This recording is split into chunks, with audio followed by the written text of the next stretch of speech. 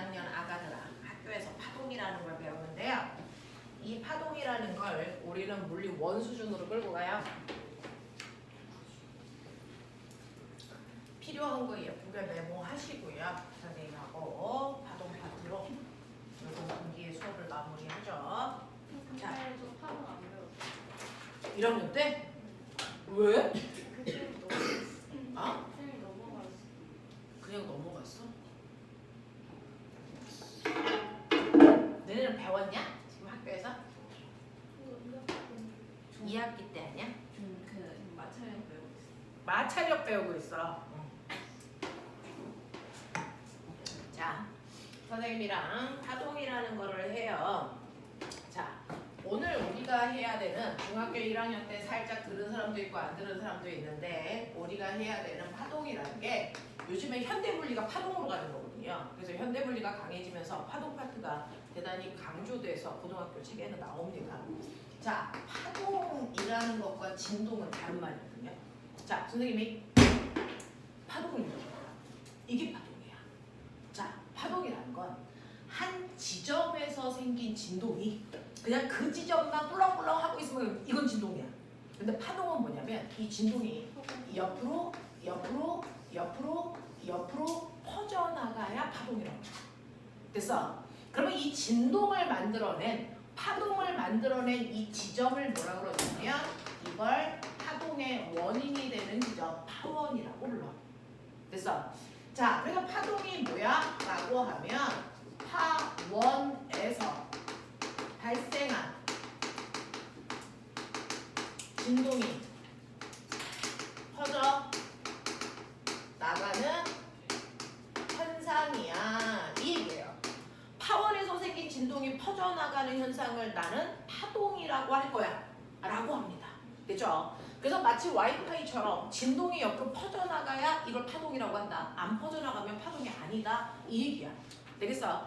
자, 그러면 우리가 주변에서 이러한 파동을 느껴? 라고 하면 느끼죠.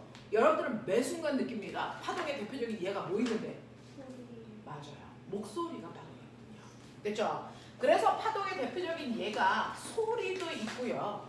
그 다음에 지진도 있고요. 그 다음에 바닷가에 놀러 가면 파도라고 하는 물결도 있고요.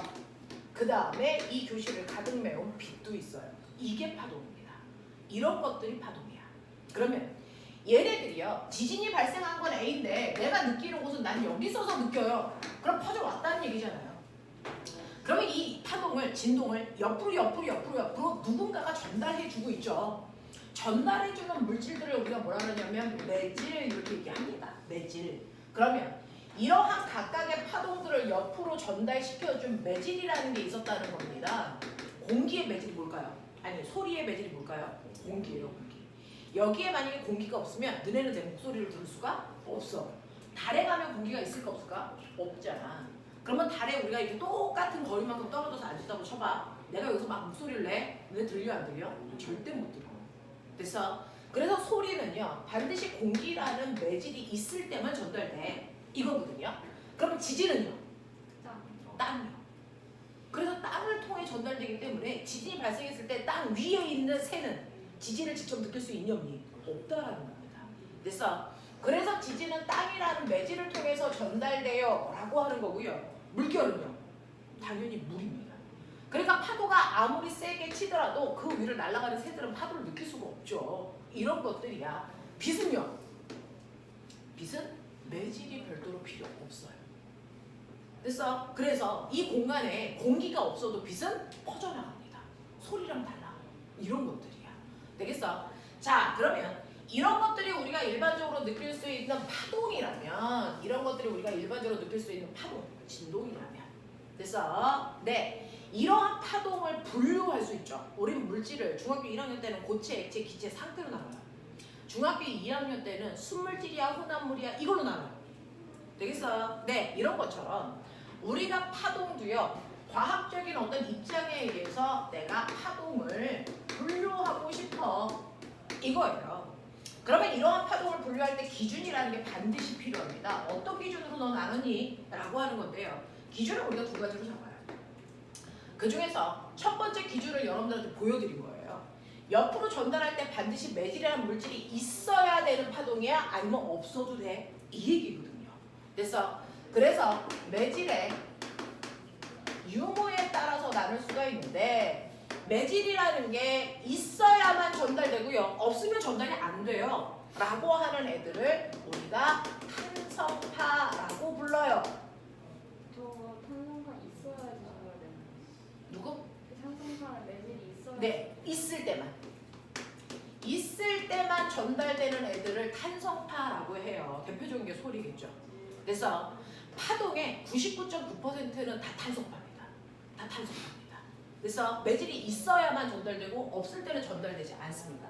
얘네들을 탄성파라고 하는데 요즘에 교과서에서 용어들이 살짝 바뀌죠. 이 탄성파라는 용어를 요즘은 역학적파라는 용어로 바꿔서 고등학교에서는 가끔 얘기하더라. 같은 말이다. 그래서 근데 매질이 없을 때도 전달돼요. 없을 때도라는 거는 없어도 되고 있어도 돼 이 뜻이잖아요. 없을 때도 전달되는 애들은 탄성파가 아니야. 그래서 뭐라고 할까? 비탄성파. 이걸 요즘에 고등학교에서는 이걸 전자기파 이렇게 얘기하기도 해요. 같은 말입니다. 됐죠? 그래서 매질의 유무에 따라 역학적 파와 전자기파 또는 탄성파와 비탄성파로 분류할 수 있더라 라는 얘기고요. 그런가 하면 두 번째로 파동을 분류할 때요. 분류하는 기준이 그래서 여러분들 중학교 1학년 때 배운 기준입니다. 뭘까요?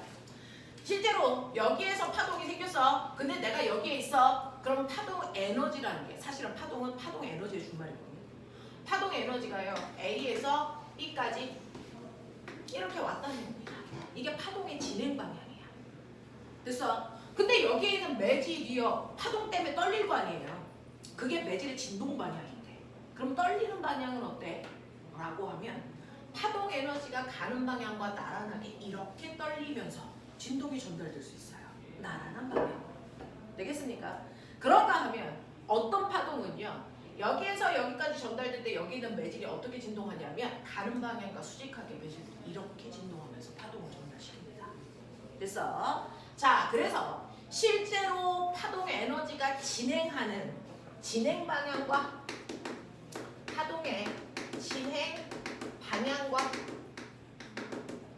그 사이에 있는 매질의 진동 방향 요 사이에 그 각도 이거에 따라 나누는데 그게 만약에 나란한 방향이라면 나는 이거를 종파라고 부를래 라고 한대요. 그래서 진행하는 방향과 진동 방향이 뭐하다면 수직한 방향이라면 맞아 나는 이걸 횡파라고 부를래 라고 하는 걸 중학교 1학년 때 배웠어야 된다고요.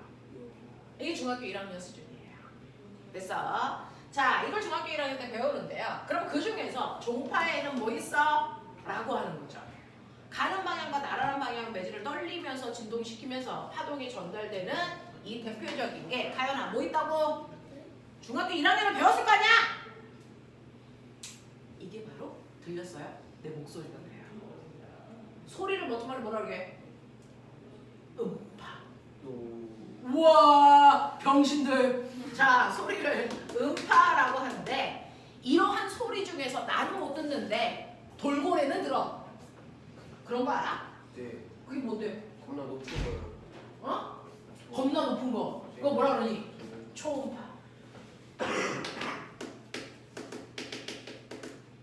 그리고요 지진파 중에서 종파인 게 있어요. S. 자 P파. 치. 자 보면 생각해봐. A에서 출발해서 B까지 갈 거야. 그래서 그랬을 때 매질이 어떻게 떨리는 게 빨리 전달될까? 이렇게 나란하게 진동하면서 가는 게 빨리 전달될까? 수직으로 진동하면서 가는 게 빨리 전달될까? 나란하게요. 그래서 나란한 형태인 종파로 전달되는 지진파가 B에 1등으로 도착했어요. 1등을 영어로 뭐라고 그러는지 아세요? 프리머리 웨이브. 그래서 P파입니다. 프리머리 웨이브. 그럼 2등한 파는 뭐라 그래? 세컨더리 웨이브. 그 새끼가 S파, 횡파야. 그래서 거기서 이거 따온 거예요. 되겠죠? 자, 그래서 이렇게 종파는 3개밖에 없어요. 음파, 초음파, 피파. 그걸 뺀 나머지 파동은 다 횡파입니다. 알겠습니까? 그러니까 종파를 외우세요. 그래서 나머지에 해당되는 빛도, 물결도, S파도 다 횡파의 형태로 된다. 알겠습니까? 이렇게 구별하시면 되겠죠. 되겠죠? 자, 그래서 파동이라는 건 이런 기준으로요. 우리가 고등학교 때까지 분류합니다. 매질의 유무와 파동의 진행 방향과 매질의 진동 방향에 의해서 우리는 분류할 수 있다라고 하는 거 머릿속에 집어넣으시면 되고요. 자, 그러면 이러한 파동은 어떤 구조를 가지고 있어? 라고 하는 기본적인 파동에 대해서 많이 어려운 것들을 여러분들한테 해드릴 수는 없고요. 그냥 여러분들이 스타터 과정이니까 기본적인 것들은 알고 가자 라고 하는 거라서 기본적인 것들만 정리해드리고 있어요. 자, 파동의 저는 구조를 보고 싶어요. 이 얘기죠. 파동의 구조를 보고 싶어요. 이런 얘기인데 파동은요. 구조를 가장 잘 표현할 수 있는 게 횡파거든요. 그래서 횡파의 구조를 보여드릴게요. 여기에서 파동이 발생해서 이렇게 진행할 거야. 그랬을 때요. 자, 이 안에 있는 매질이 떨리는 모습을 그리면 횡파니까 수직한 방향으로 진동하겠죠? 그래서 얘가 이렇게 진동하면서 가요. 이게 횡파의 모습이야. 되겠어? 자, 그랬을 때 사실은 여기에 있던 땅이에요. 이 부분은 꿀렁해서 여기까지 올라갔어요. 이런 얘기야. 여기 있던 땅은 여기까지 내려와요. 여기 있던 땅은 요만큼 내려갔어요. 이런 얘기야. 그거에 따라서 땅이 이렇게 꿀렁거리는 모습을 그려놨다 라고 생각하면 되거든요. 자, 그랬을 때 여기에서 보시면 꿀렁 올라간 부분을 우리가 뭐라고 하냐면 이걸 마루 라고 합니다. 마루. 들어본 적 있어? 쏙 들어간 부분을 뭐라 그러냐? 그렇죠. 골. 되겠습니까? 마루와 골이 반복되는 구조를 가지고 있는 게 이게 횡파 구조야. 그래서 파동의 구조를 가장 잘 보여주는 게 횡파라서 지금 횡파의 구조를 통해서 파동이 가지고 있는 5가지 요소를 설명해 보려고요. 일단 횡파는 마루와 골의 구조를 가지고 있다. 이건 여러분들이 알아두셔야 되는데 그 중에서요. 자, 이 부분이 이제 이게 거리를 표현하고 있다면 파동이 발생한 지점을 0, 여기가 2, 여기가 4, 여기가 6 이런 모습으로 가겠죠. 자, 그랬을 때 파동의 여러분들 5가지 요소 중에 첫 번째는 파장이라는 게 있어요. 자, 두 번째는 주기라는 게 있고요. 세 번째는 진동수, 네 번째는 진포, 5번째는 파동이 전달되는 속력. 이 5가지가 파동의 5요소예요. 이걸 정확하게 말로 표현할 수 있어야 되고 그 값을 구할 수 있어야 되겠죠. 되겠죠? 자, 파장이 뭘까요? 마루에서 마루까지 그 다음을 얘기하지. 그쵸. 자, 실제로 파장이라는 걸 우리 기호는 안 다뤘습니다. 됐어. 그리고 거리이기 때문에 단위는 미터 단위로 얘기하셔야 됩니다. 람다, 알파, 베타, 감마. 그래서 네처럼 얘는 람다라고 이거야. 람다 알겠습니다. 됐죠? 자, 이 람다라고 하는 걸로 표현되는 파장은요. 지금 얘기하신 것처럼 마루에서 마루까지의 뭘 얘기합니까? 최단거리예요. 최단거리예요. 사실은 마루가 2개가 아니거든요. 마루가 여러 개가 생겨요. 그렇죠? 그럼 저는 마루에서 마루까지니까 여기까지 할래요. 이거 안 된다고요. 마루에서 마루까지 최단거리를 된다고요. 그래서 그럼 마루에서 마루까지 최단거리인데 선생님 저는요 골에서 골까지 잴 거예요. 돼 안 돼? 같아요. 그럼 굳이 마루에서 마루까지 잴 필요가 없다는 얘기네요. 골에서 골까지 잴 된다는 얘기네요. 됐죠? 또요. 여기서부터 잴 거예요. 그럼 여기서부터 어디까지 재면 되겠냐? 또 여기까지 재면 되겠죠. 그러면 파장은 마루에서 마루까지 최단거리라고 굳이 안 해도 되네. 그건 초등학교 용어고요. 중학교 1학년 때 배웠던 용어고요. 실제로 파장은 우리 과학에서는요. 모양을 뭐라고 부르냐면 위상이라고 얘기해요. 달의 위상, 보름달, 금음달 이거를 달의 위상이라고 해요. 그렇죠? 모양을 위상이라고 하는데 같은 위상이 반복되는 최단 거리요. 이렇게 해요. 같은 위상이 반복되는 최단 거리를 우리는 파장이라고 해. 그러니까 마루에서 마루까지의 최단 거리를 재도 되고요. 골에서 골까지의 최단 거리를 재도 된다라는 얘기입니다. 그래서 같은 거리, 같은 위상이 반복되는 최단 거리라서 얘는 지금 저 그림상 한 파장이 4m짜리 파동이 일어났구나. 이렇게 얘기하시면 돼요. 되겠어? 주기는 뭘까요? 응? 4까지. 4까지의 주기가 뭔데? 같은 모양이 반복되는 거리? 거리? 거리는 파장인데? 길이 길이? 길이가 거리인데? 시간입니다. 시간입니다. 주기는 시간입니다. 그래서 얘는 타임의 약자 t라는 기호로 쓰고요. 시간이기 때문에 MK수단이 초가 기본단이에요. 그래서 얘는요. 같은 위상이 반복되는 최단 시간을 얘기해요. 얘는 거리고요. 얘는 시간입니다. 알겠어? 같은 위상이 반복되는 최단 시간을 주기라고 해서요. 쟤는 한번 진동하는데 2초 걸렸어. 그러면 주기는 2초야. 이렇게 얘기하는 거죠. 되겠어? 이 주기는요. 그래서 그 안에 있는 속도수는 뭐냐면 1회 진동하는데 걸리는 시간 초 이거 얘기하는 거지. 그치? 이게 주기야. 그럼 진동수는 뭐예요? 1초에 네. 라고 하면 이거의 거꾸로예요. 얘는 1초라는 시간 동안에 몇 번 진동했니? 진동한 횟수예요. 그래서 주기의 역수입니다. 알겠어? 그래서 진동수라는 건 1초 동안 진동한 횟수 그러한 진동수를 우리가 프리퀀시의 약자 F라고 쓰고요. 주기의 역수니까 원래 단위가 초분의 1이야. 근데 단위를 이렇게 쓸 수가 없잖아. 됐어? 그래서 과학자 이름으로 바꿔서 얘를 뭐라고 쓰니? 헤르츠 주파수라고 얘기하는 게 진동수예요. 알겠어? 그래서 진동수라고 하는 건 주기분의 1로 계산하는 게 맞아. 그러면 얘는 주기가 2초니까 진동수는 얼마란 얘기야? 2분의 1 헤르츠야 이런 얘기죠. 되겠어? 이런 식으로 가는 거야. 이런 식으로. 자, 그래서 우리가 중학교 3학년 교과서를 보면 타점계라는 게 있어. 똑같은 시간에 펜이 내려와서 점 찍는 기계를 시간 기록계 이렇게 표현합니다. 자, 이 시간 기록계에 진동수가 60Hz야 이렇게 써져 있어요. 그럼 얘는 무슨 뜻이야? 1초에 얘는 1초에 60번 내려와 점 찍어. 그러면 한 번 점 찍는데 걸리는 시간이 주기겠죠. 그거 얼마입니까? 60분의 1초 간격으로 찍고 있어. 이 얘기예요. 되겠어? 그런 얘기 하는 거야. 60분의 1초 간격으로 내려와서 점 찍는구나 라는 얘기야. 그래서 주기와 진동수는 서로 반비례 관계가 있어요 라고 하는 걸 기억해 두시면 되겠죠. 근데 자, 진폭이라는 건 뭐냐면요. 진폭은 우리가 A라고 쓰는데요. 됐죠? 이 진폭이라는 건 파동이 왔다? 그러면 이제 여기 있는 땅덩어리가 꿀렁하고 진동할 거 아니야. 그랬을 때 센 파동이 오면 땅이 많이 올라갔다 내려와.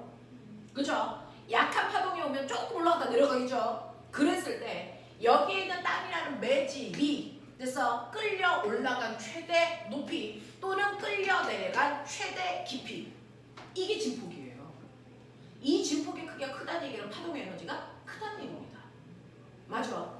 그래서 진폭이라는 건 올라간 높이 내려간 깊이니까 얘도 거리라서 단위는 MKS 단위 미터 써요. 됐죠? 이 진폭이라는 건 매질의 최대 변이이죠. 매질이 움직였을 때요. 얘가 최대로 움직인 직선거리. 됐니? 요거 얘기하는 거예요. 그랬을 때 애들이 제일 많이 틀리는 게 진폭을요. 마루에서 골까지 재려고 그런다. 그럼 골 때린다. 알겠어? 네. 중심에서 마루까지의 높이를 재거나 중심에서 골까지의 깊이를 재거나 둘 중에 하나야. 알겠습니까? 요게 진폭입니다. 라고 하는 거 기억해 두시면 되겠죠. 그랬을 때 보면 올라간 높이 플러스 2m 내려간 깊이 얼마? 마이너스 2m 대칭 관계를 가지고 있어요. 그래서 어느 쪽을 재도 똑같습니다. 자, 그 다음에 속력이라고 하는 거 당연히 벨로시티 V라고 쓰겠죠? 달리는 MKS 달리니까 미터퍼 초를 쓰셔야 되겠죠? 자, 그랬을 때 파동도 퍼져나가니까 속력이 있어. 속력 어떻게 구할까? 근데 배웠었는데 자, 속력 모든 속력은 다 똑같아요. 속력은 뭐분의 뭐? 시간분의 거리죠? 그럼 파동에서의 시간이 뭘까요? 여기잖아요. 시간 분의 거리 보이세요? 네, 그러니까 뭐겠습니까? 주기분의 파장이죠. 됐어요. 그래서 파동의 속력은 주기분의 파장이에요. 이 얘기잖아요. 근데 눈에 보이죠? 얘는요, 사실은 주기분의 1 곱하기 파장인데 이 중에서 주기분의 1이 뭐라 그랬어요? 그렇죠. 그래서 파동의 속력은 주로 우리가 어떻게 구하냐면 F 남다로 계산합니다. 됐어? F 남다. 진동수 곱하기 파장. 이렇게 구하시면 돼요. 되겠죠? 그러니까 얘는요, 주기분의 파장하면 2분의 4 얼마 나옵니까? 2m/초 나오죠? 또는 파장 곱하기 진동수 해도 되죠? 2m/초. 같다. 되겠어? 이런 식으로 계산하시는 거다. 그래서 파동은 이렇게 5가지 요소들을 분석할 수 있어야 된다. 납득? 하겠어? 오케이. 자, 그러면 파동에 대해서 이제 기본적으로 했어. 파동의 구조에 대해서. 자, 꼬매나. 이 파동이요. 선생님이 지금 그린 얘는 오른쪽으로 가라고 했는데 오른쪽으로 가는지 왼쪽으로 가는지 따져봐. 를 물어보는 문제가 있어요. 그걸 이제 어떻게 알아봐야죠. 자, 만약에 지금 이 지점을요, 제가 가라고 할게요. 지금 파동이 됐어? 우리나라 땅이 꿀렁했어. 근데 우리나라에서 지금 이 진동이 나의 오른쪽에서 오고 있는 건지 왼쪽에서 오고 있는 건지 판단해야 될 거 아니야. 그렇죠? 어? 파원을 찾아야 되는 그렇죠. 파워를 찾으면 되겠죠. 그 파워를 찾는 방법도 여러분들은 아셔야 되고요. 일단은 이 진동이 이 땅이 어떤 모습으로 떨리는지를 보면 오른쪽에서 오고 있는지 왼쪽에서 오고 있는지 알 수 있어요. 우와! 해보자. 잠시 후에요. 이 새끼가요. 그죠? 지금보다 땅이 순간 내려간대요. 잠시 후에 이 땅이 내려간답니다. 파동이 오른쪽으로 가고 있을까? 1번. 왼쪽으로 가고 있을까? 2번. 이게 고등학교 내신 문제예요. 해 빨리. 생각해.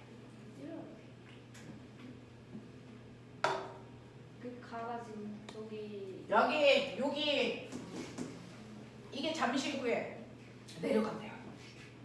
그럼 파동이 오른쪽으로 가고 있을까? 왼쪽으로 가고 있을까? 이거 판단하는 문제예요. 1번이야 2번이야? 1번. 1번? 몇 번? 1번.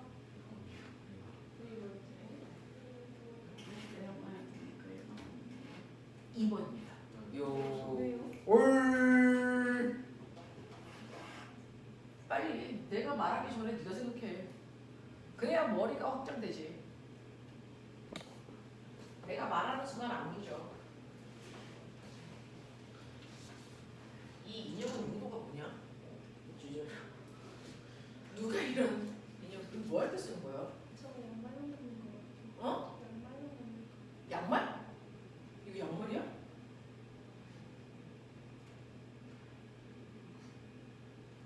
이거는 집에서 막 바늘 뽑아놓을 때 이렇게 쓰는 그런 거 같은 느낌인데. 저주인형? 저주인형 아니거든?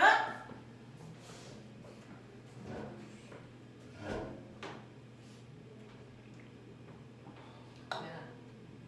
파동이요. 왼쪽으로 가고 있는 모습인데요. 왜요? 왼쪽으로 보내봐요.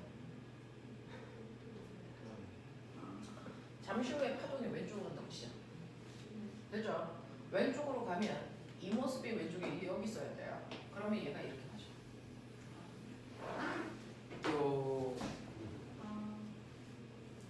설명 필요 없죠? 오른쪽으로 간다고 잖아. 그려봐. 얘가 오른쪽으로 이렇게 가 있어야죠. 이런 모습이죠. 알겠어? 오른쪽으로 가면 여기 있는 매질이 여기까지 끌려 올라가야 돼요. 알겠죠? 그러니까요. 실제로 어떤 걸 배우면 고정되어 있는 관점에서 보면 이렇게 유동적으로 움직일 때가 어렵게 느껴져요. 그걸 여러분이 하셔야 돼요. 파동 움직입니다. 그죠? 실제 법칙입니다. 그걸 따라갈 수 있어야 돼요. 그래서 그런 생각들도 좀 해보시는 게 좋습니다. 자, 이런 식으로 해서 파동의 진행 방향을 우리가 확인할 수 있더라 라고 하는 거예요. 근데 이건 무슨 파? 지금 내가 그린 게 무슨 파? 횡파. 종파 그려봐. 종파와 횡파가 있는데 왜 횡파만 배워? 종파도 해야지. 라는 거예요. 자, 꼬맹아. 지호하고 선생님하고 용수철 가지고 있다고 쳐봐. 선생님이 횡파 만들려면 어떻게 이걸 움직여야 돼? 용수철을. 횡파 만들려면 이렇게 진동만 되겠죠. 그럼 횡파 되겠죠? 종파 만들려면 어떻게 흔들어야 돼? 이렇게 흔들어야 돼. 지호와 내가 나란하게 이렇게 흔들어야 돼요. 그래야 종파가 사용해요. 그랬을 때 용수철이 어떤 모습일까요? 자, 용수철은요 이렇게 등각격으로 감기고 있죠. 맞아요. 근데 그랬을 때 내가 앞뒤로 흔들었을 때 종파의 모습은 어떠냐? 이게 공기입니다. 내가 목소리를 냈을 때 사실은 공기 입자는 균등하게 퍼져 있어요. 그렇죠? 이 교실 안에. 근데 내가 목소리를 낼 때 소리 전달을 하는 동안 공기 입자들이 어떻게 될까? 생각해 보시면 돼요. 내가 얘랑 앞뒤로 막 흔드는 동안 얘가요 한쪽은 이렇게 되어 있고요, 한쪽은 이렇게 되어 있어요. 이런 식으로 전달됩니다. 맞아요? 그래서 앞뒤로 흔들면 어떤 한순간을 보면 여기에 용수철의 마디가 빽빽하게 모여있죠. 여기를 뭐라고 그러지 아세요? 맞아요. 여기. 됐죠? 여기는 간격이 됐어? 듬성듬성하죠? 여기 뭡니까? 소. 여기 뭐? 밀. 소. 이렇게 표현해요. 한국말로. 그래서 우리가 밀집되어 있어요 라고 표현할 때 이겁니다. 밀하게 모여있다는 거죠. 얘는 흩어졌다는 뜻입니다. 소. 됐어? 이 뜻이에요. 그래서 밀과 소. 됐어? 이렇게 표현을 하는 겁니다. 이게 종파의 모습이거든요. 이게 종파의 모습이거든요. 근데 이 종파의 모습을 보면 한 파장의 길이, 주기, 진폭 이런 것들을 정확하게 분석하기가 어려워요. 근데 이게 소리예요. 소리는 공기를 밀었다 당겼다 밀었다 당겼다 하면서 어떤 부분은 소리 입자들이 빽빽하게 모여 있고요. 어떤 부분은 흩어지게 되는 그게 순식간에 발생합니다. 그래서 그게 공기가 밀렸다 당겼다 하면서 이게 진동이라는 게 내 목소리 전달하죠. 그러면 그 소리를 어디서 들어야 되더래? 귀에서 감지하죠. 귀에는 뭐가 감지할까요? 중3 때 배워요. 고막. 그럼 고막 방향이 어느 방향으로 되어 있어야 저 공기의 진동을 느낄까? 이게 이 방향으로 되어 있죠. 그래야 공기 입자가 밀 때는 얘를 밀어버리죠. 소가 되면 튀어나오죠. 밀, 소, 밀, 소. 그래서 띵 하죠. 만약에 소리가 횡파면 고막이 어떻게 있어야 돼요? 이렇게 있어야 되죠. 이렇게 진다니까. 생각이라는 거 좀 해! 그런 거야. 그래서 우리 몸이 그렇게 되어 있어. 알겠냐? 이런 얘기야. 이런 얘기야. 신기하죠? 근데 중학교 1학년 교과서 다시 보세요. 소리를 저렇게 안 그립니다. 이렇게 그리거든요. 왜요? 종파는요 파동의 오요소가 제대로 안 보여. 그래서 종파를 횡파로 그려서 설명해. 배웠잖아. 중학교 2학년 애들 소리 배울 때 중학교 1학년 때 배웠다며. 소리의 3요소 얘기해봐. 아이 썩을 놈의 새끼들이 학교 안 다녀. 소리의 3요소. 와 병신들. 공기. 뭐? 공기. 뭐? 공기. 공기? 소리의 3요소. 내가 목소리를 내. 이 하나의 목소리 안에 들어있는 그래서 내 소리라는 거를 성격을 만드는 요소들이 소리의 3요소인데요. 맞아요. 소리에 3요소가 있는데 이 하나의 목소리에도 소리의 높이라는 게 있어요. 아이유는 3단 고음을 낸다며 라고 하는 그 높이 새끼들아. 그래서 또 크기. 높이가 크기 아니라. 그좀 모양 빛이 아니에요. 이거는 높이가 달라지는 거죠. 자, 우리요. 세기가 높이 아니에요? 이거 달라요. 다른 말이죠. 자, 우리 기본 도가 있고요. 그래서 한 옥타브 위에 도가 있고 또 한 옥타브 위에 도가 있죠. 이건 높이예요. 그래서 왜 이렇게 소리를 캐릭캐릭 지르세요? 라고 하는 소리의 크기는 소리의 뭐라고 합니까? 세기. 이거 크기. 다른 말. 그 음색이랑 비슷한. 자, 음색은 뭐냐면 새끼야. 엄마 목소리, 선생님 목소리 구별돼 안 돼? 돼요. 돼? 와, 너 뒤진다. 그걸 음색이라고 하는 거야. 너네 연주하는데 이거 피아노 소리네? 이거 기타 소리네 구분되지? 그게 음색이라고. 미친년. 병원 가 이년아. 피아노 소리하고 기타 소리 구분 못하면 병원 가야지. 이런 얘기야. 엄마 발자국 소리 들리죠? 구분하죠? 아, 이 발자국 소리는 엄마 발자국 소리야. 컴퓨터 봐야 이쯤 되면 컴퓨터 봐야지. 그치?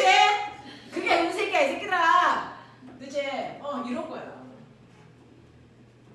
너 반응이 지대로인데 컴퓨터 꺼야지. 이런 거야. 그 소리는 이 세 가지가 있는데요. 그 중에서요, 이 세 가지가 얘네들 중에 누군가 결정하는 거예요. 누굴까요? 네, 소리의 높이는 진동수입니다. 그래서 도를 연주할 때와 한 옥타브 위에도 한 옥타브 위에 도를 연주할 때 진동수가 다 달라져요.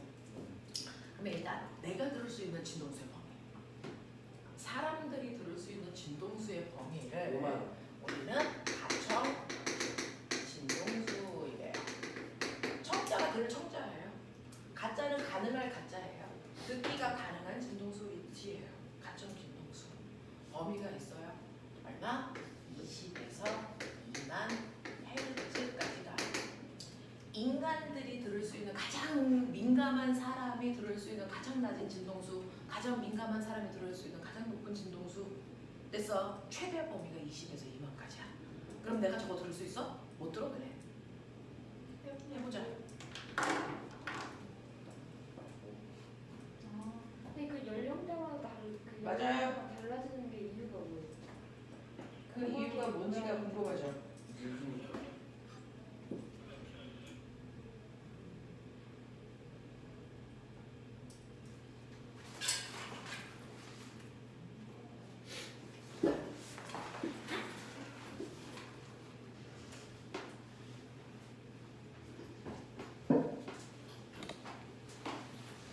내 나이가 몇 살? 어디서 육지거리야? 자, 소리가 들리면 소를 들으시면 네 귀의 나이를 내가 알아봐 줄 거야. 그래서 준비를 하면 돼.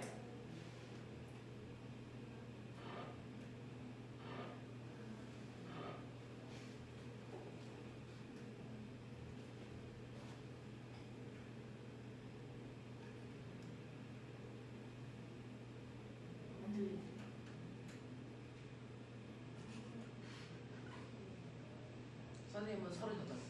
너네는 맨 처음에 들은 애가 5살, 8살 뭐 이렇게 해보자. 자기 거 이제 봐.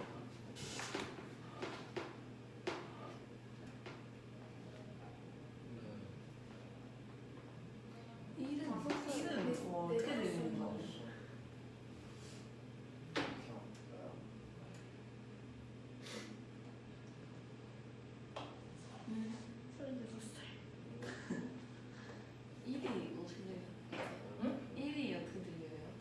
그거 어떻게 들려요가 내가 너네들 5살에서 소리를 들었잖아. 난 안 들렸어요. 그럼 갓 태어난 아기는 그 일이 들려요? 민감한 갓 태어나도 너네 같은 나이여도 지금은 거의 동시에 들었는데요. 다른 반에 가서 하면 어떤 아이는 20대 때 소리 들어요. 그러니까 나이가 똑같다고 해서 똑같은 범위를 듣는 거 아닙니다. 귀의 나이예요, 귀의 나이. 그래서 신체 나이라고 얘기하는 그 귀의 나이가 사람마다 다 동일하지 않죠. 됐죠? 모양이 달라요.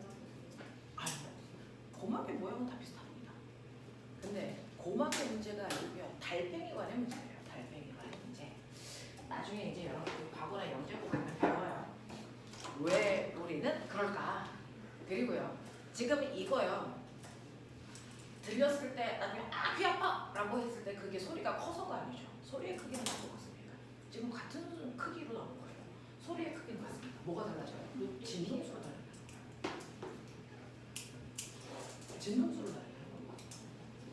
그래서 네, 진동수를요 엄청나게 높였다가 뭐 하고 있는 줄 아세요? 낮추고 있는 중이에요. 엄청나게 높은 진동수를 여러분들은 나이가 먹어서 이를 못 들은 거예요. 이도 못 들은 거예요. 3은 못 들은 거예요. 4도 못 듣고 5에서야 겨우 들은 거죠. 진동수를 점점 낮추고 있는 겁니다. 저는 이건 36에 해당되는 진동수를 들은 겁니다. 그래서 진동수를 점점 낮추는 겁니다. 진동수가 커지는 게 뭘까요? 어차피 높이를 소리에 됐어. 네, 높낮이를 해. 이때 진동수가 크다는 게 고음입니다. 진동수가 크다는 게 고음입니다.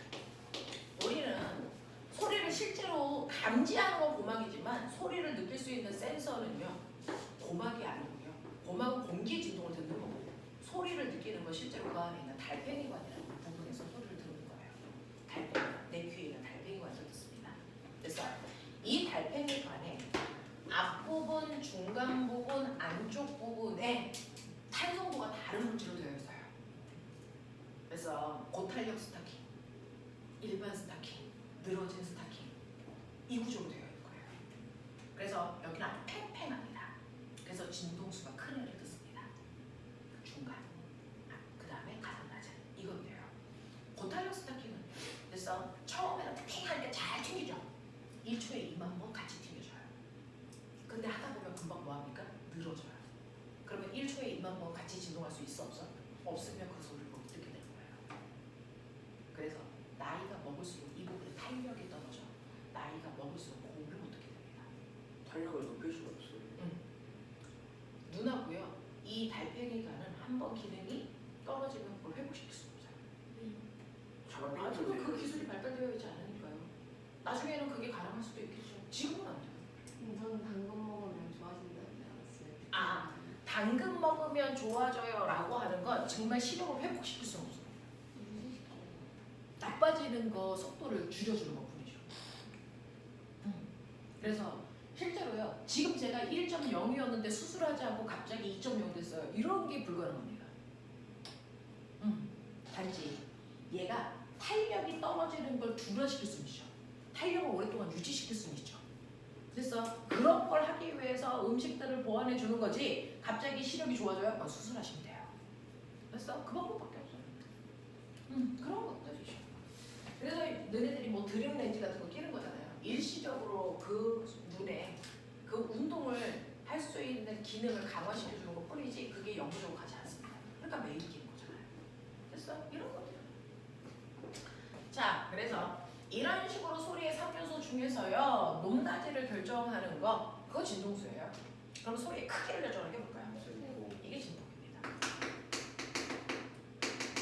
그래서요 어떤 소리가 오는데요 이 진폭이 작은 애도 오고요 진폭이 클 수도 있잖아요. 이게 속닥속닥 하는 거예요. 와 하는 겁니다. 알겠습니까? 이게요 소리의 크기는 진폭이 결정합니다. 그래서 음색은 뭐가 결정할게요? 이거는 파형이라고 하는 건데요. 똑같이 돌을 똑같은 크기로 내더라도 이런 도 소리를 만드는 애가 있고요. 그래서 중간에 이렇게 해서 떨림이 생기는 아이가 있어요. 이거는 물질이 종류가 결정하는 거예요. 알겠어? 네, 이런 것들이죠. 이런 것들이죠. 그래서 이런 것들이 바로 소리의 3요소를 만드는 건데 3요소가 파동의 구조 중에 누구냐 이 얘기입니다. 그럼 빛은? 소리는 세 가지 3요소가 있어. 빛은? 빛은요 두 가지가 있어요. 빛은 두 가지 요소로 되어 있어요.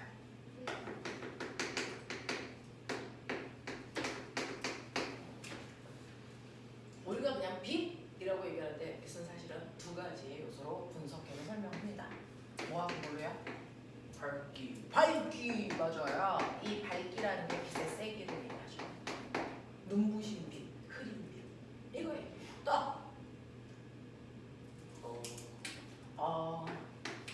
당신의 빛의 색깔. 그래서 빛의 삼원색을 배웠잖아요. 중학교 때 그 얘기예요. 자, 빛의 밝기는 이 중에서 뭐가 결정할까? 밝기, 세기 똑같잖아요. 진폭이에요. 빛의 진폭을 이렇게 결정해요. 되겠냐? 그래서 눈부신 빛일수록 같은 색깔이라도 진폭이 큰 빛이 오겠다는 얘기야. 됐어? 그러면 빛의 삼원색이 뭐냐? 빛의 삼원색이 RGB. 그 RGB가 뭐냐고요? 빨, 초, 다. 이 세 가지 빛만 있으면 총천연 색깔 모든 빛을 다 만들어낼 수 있잖아요. 색깔. 그래서 여러분들 핸드폰이나 컴퓨터나 TV는 이 삼원색으로 모든 빛을 다 만들고 됐어요. 이게 빛의 3원색인데요.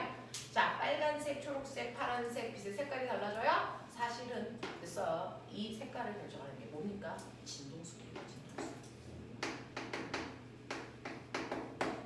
그 중에서 진동수가 제일 작은 거. 빨간색. 여기로 갈수록 진동수가 맞아요. 예를 들어 빨간색의 진동수가 1짜리라면 얘는 10, 얘는 100 이런 느낌. 그래서 너네 무지개 색깔 이게 빨주, 노초, 파, 남, 보로 갈수록 진동수가 커지는 겁니다. 그러니까 빛의 진동수를 바꾼다는 얘기는 빛의 색깔을 바꾼다는 얘기예요. 검정색이 제일 커요. 검정색은 빛이 안 나가는 거야. 그렇구나. 네. 빛은 합하면 합할수록 백색광 되죠. 그럼 말 나온 김에 할까요? 빛의 3원색을 합성해 볼까요? 무슨 자주색 노란색이지 않나? 청색. 빨, 초, 파. 빨강과 초록을 섞으면 노란색. 노란색. 빨강과 파랑이 섞이면 자홍색. 학교 좀 다녀라. 초록과 파랑을 섞으면 청색. 청록색. 다 섞이면 하얀색. 네, 이게 백색광 이거죠. 물감하고 반대죠. 물감은 섞으면 섞을수록 검정색 되죠. 빛은 섞으면 섞을수록 백색 됩니다. 알겠어? 네, 짱은 다 섞은 거예요. 그렇죠. 되겠냐? 백색광, 태양에서 오는 빛이 눈부신 투명한 색깔이잖아요. 그 안에는 사실은 빨주노초 파란색가 다 섞여 있어서 그래요. 되겠습니까? 자, 그래서 이런 식으로요, 여러분들 소리나 빛 같은 거를 볼 수 있는데, 여러분들이 특목고를 배우는 면접이라는 걸 봐요. 그랬을 때 우리가 중학교 1학년 때 배웠던 파동 중에서 대표적인 게 빛과 소리를 배웠으니까, 그러면 빛 이 중에 어디야? DJ 빛 이 중에 어디서 빛? 일단성파 탄성파. 이게 빛입니다. 이 중에 어디야? 나라 나이 수지 이거.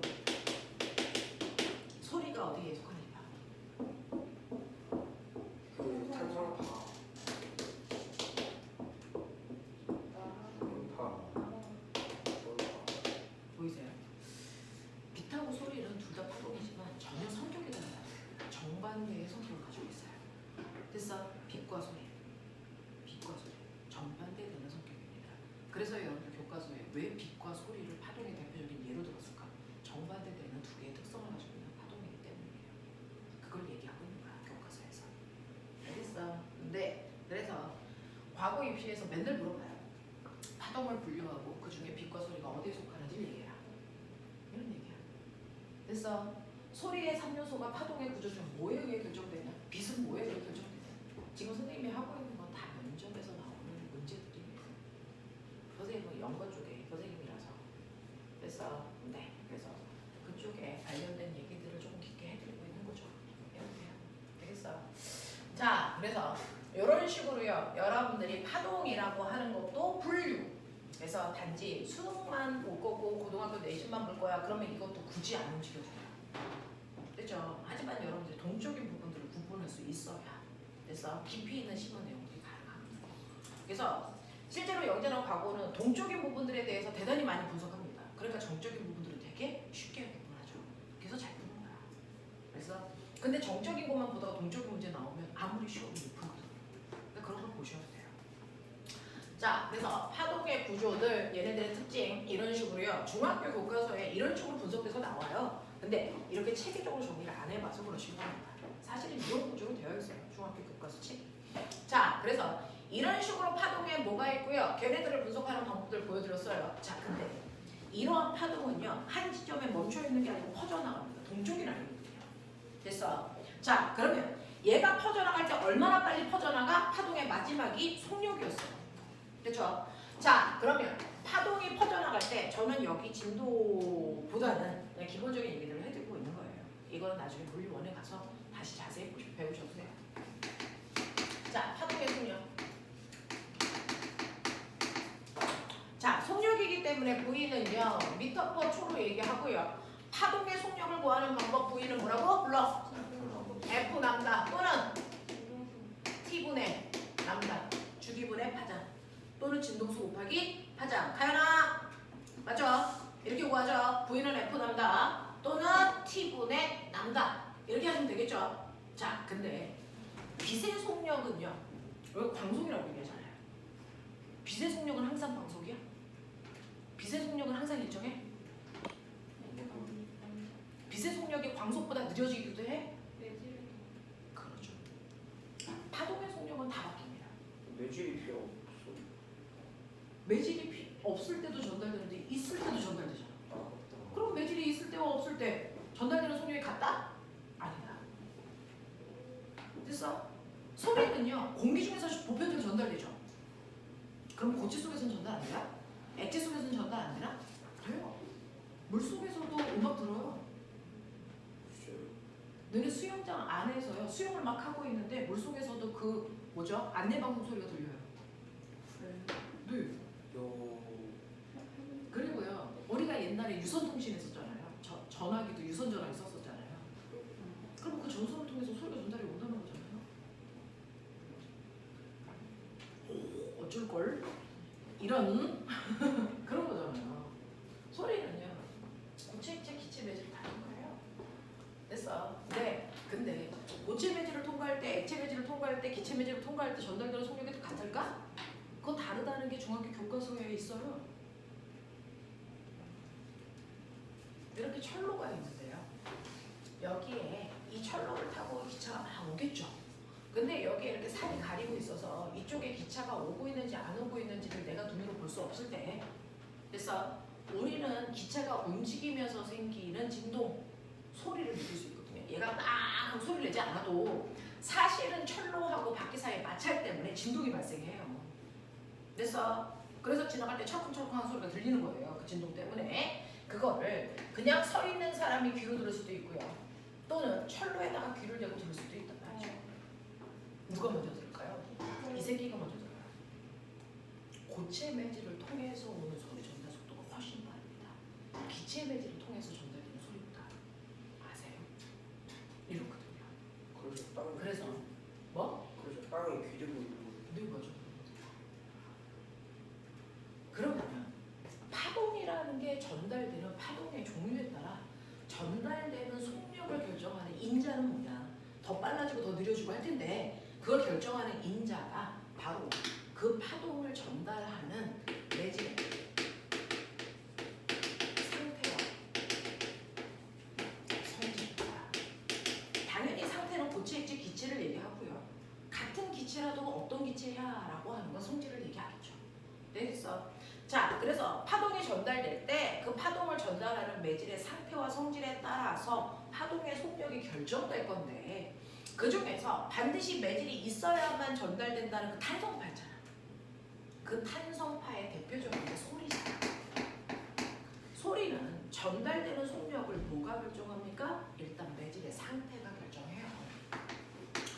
자, 실제로 탄성파들은요 사실은 반드시 매질이라는 입자들을 통해서 전달되는 건데 이 A라는 매질이 진동을 받았어. 그러면 이게 전달되려면 그 옆에 있는 B라는 매질한테 진동을 전달해줘야지. 근데 B라는 매질한테 A가 진동을 하면서 얘를 퉁 하고 쳐줘야 얘가 진동해요. 그래서 그러면 매질이 빽빽하게 가까이 있을 때 빨리 칠까 멀리 있을 때 빨리 칠까? 가까이 있어야죠. 그러면 입자가 빽빽하게 있는 게 고체야, 액체야, 기체야? 그래서 고체예요. 납득이라는 걸 하셔야죠. 암기하는 게 아니잖아요. 그래서 소리는요, 고체 매질을 통과할 때 전달되는 속도가 액체나 기체 입자를 통과할 때 전달되는 속도보다 훨씬 더 빠른 이유가 빨리 옆에 있는 매질을 두두두둑 치고 간다고요. 알겠어? 이게 전달되는 방식이야. 이게 탄성파들이 전달되는 방식이야. 되겠어? 그럼 진공에서는 전달이 안 되죠.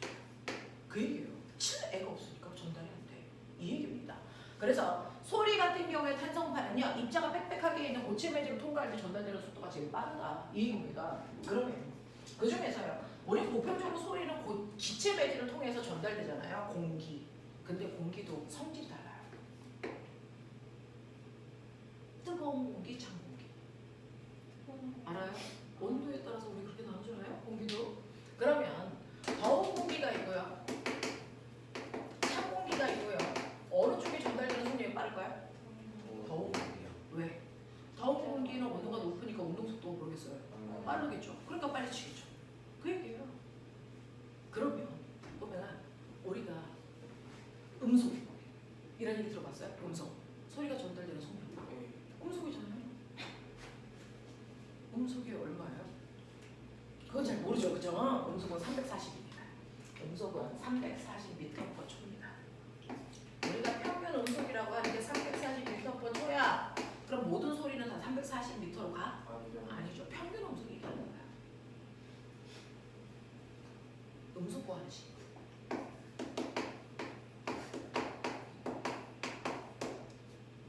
왜 그런 뜻은 아니고요. 그냥 이렇게 구한다고요. 본인은 331 더하기 0.6t 이렇게 합니다.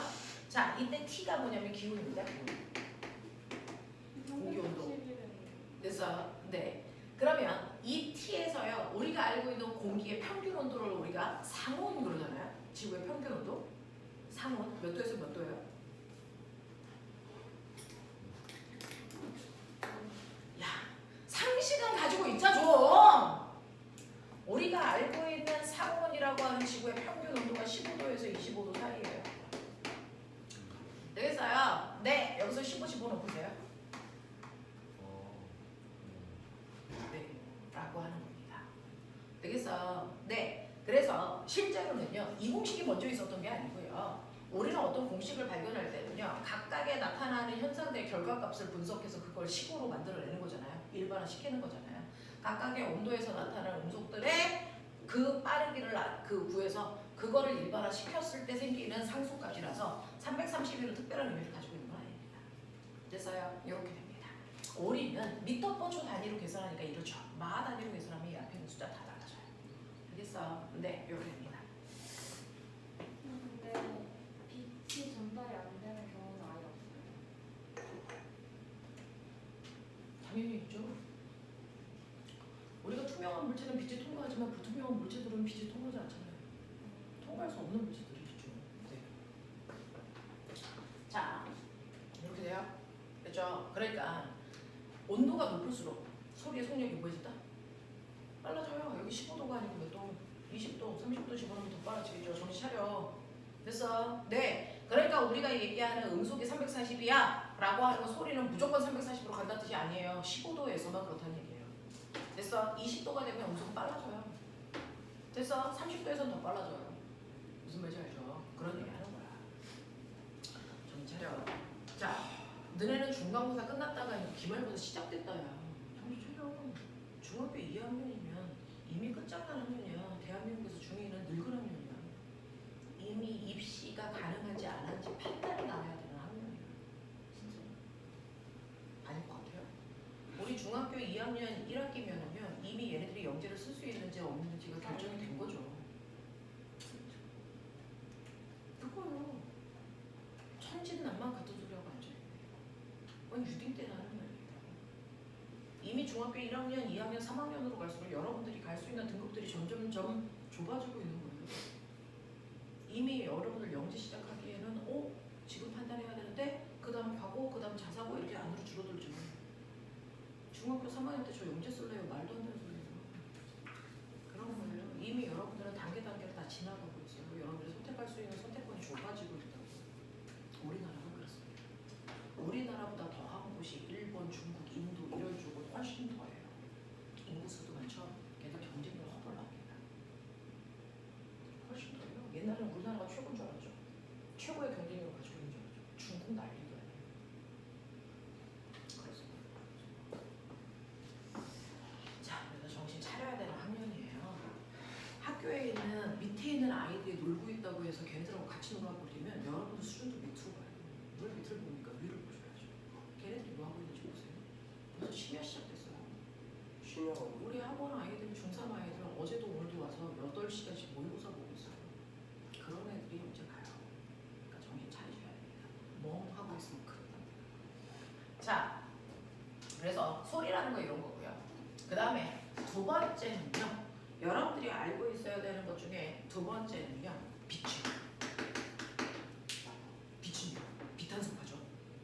얘는 어떤 매체를 통과해 실까요? 없어요. 그렇죠. 얘는 아무것도 없는 진동입니다. 성격이죠. 말이죠. 얘는 빛한성파예요. 매질이 없을 때도 전달되는 이 아이는 매질이 없어야 제일 잘 전달돼요. 그래서 태양에서 햇빛이 지구로 오죠. 우주를 통과해서 태양에서 지구까지 오는데 됐어요. 네, 7분이면 도착해요. 그 먼 거리를 7분이면 가요. 그런 거예요. 왜? 진공이니까 드드드 와요. 그죠? 네, 엄청나게 빠른 속도로 지구에 도착하는데요. 이게 진공이기 때문이에요. 그럼 입자가 있으면요? 오히려 입자가 있으면 그걸 피해가야 되니까 속력이 느려집니다. 알겠어? 입자가 빽빽할수록 전달되는 속도가 뭐할까요? 얘 느려집니다. 소리가 정반대예요. 그래서 진공에서 제일 빨라? 그 다음 물론 기체, 액체, 고체 이 순서예요. 소리가 정반대라니까. 이 순서야.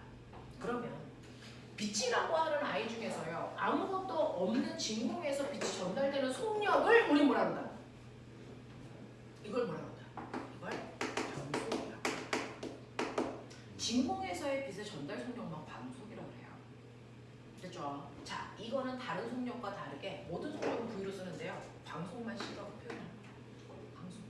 되겠어? 이렇게 표현하고요. 이미 빛이 공기 중으로 들어왔어. 지구의 대기권으로 들어왔어. 걔는 이미 광속이 아닙니다. 열나 느려졌어요. 됐어? 네. 그래서 지구에서의 빛의 속력은 광속이 아닙니다. 대기 중을 통과하고 있어서. 이렇게 돼요. 되겠냐? 이런 것들이죠. 이런 것들이죠. 그랬다가 공기 중에서 물 속으로 갈수록 빛의 속력이 보이시니? 급격히 느려지죠. 그럼 속력이 다르네? 그럼 어떻게 될까요? 어떻게 될까요? 공기 중에서요. 물 속으로 빛이 갑니다. 자, 빛이 이렇게 왔어. 자, 물을 통과해야 돼. 이 새끼 어떻게 될까? 굴절. 꺾입니다. 똑바로 못 갑니다. 왜 똑바로 못 갈까요? 굴절하는 이유. 자, 그럼 상태가 안 바뀌면 똑같아요. 그냥 매질에 따라 성능이 다르죠. 그렇죠. 매질에 따라 전달되는 속력이 달라서 굴절하는 겁니다. 됐어?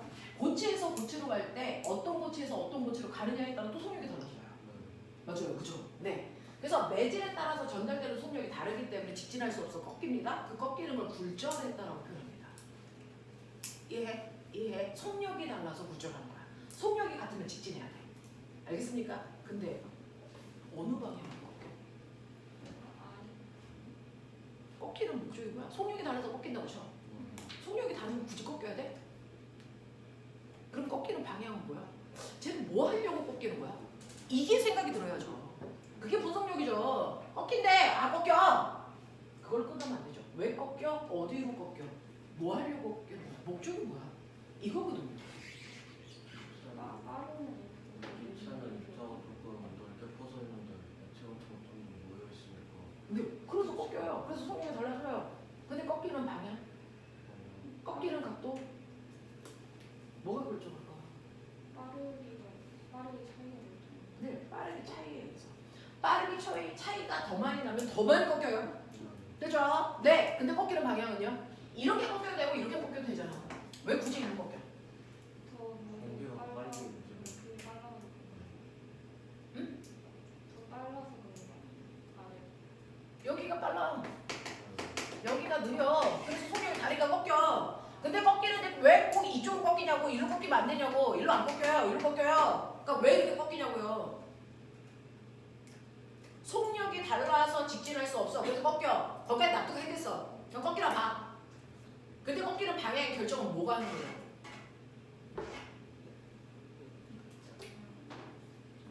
입자가 반사도 하셔야 돼. 해보자. 사실은요. 너무나도 잘 보여요. 목적이 너무나도 잘 보여요. 얘가 정확하게 뭐 하려고 꺾이는지만 알면 그 방향은 무조건 납득이 됩니다. 거기로 밖에 꺾일 수 없어. 자, 이게 뭐냐면요. 여기가 물이에요. 여기가 육지예요. 여기 아빠가 앉아서 쉬고 계시는데 아들이 물속에서 놀다가 여기서 빠졌어. 허우적거려. 애새끼 뒤지겠어. 아빠가 구해야죠. 어떻게 될까? 최단 거리로 이렇게 되지? 죽었어. 너네 아빠 먹고 해놓은. 이렇게 하면 애들이 죽어요. 왜요? 그런 거야. 이게 가장 무식한 거예요. 빚은 이렇게 한 거야.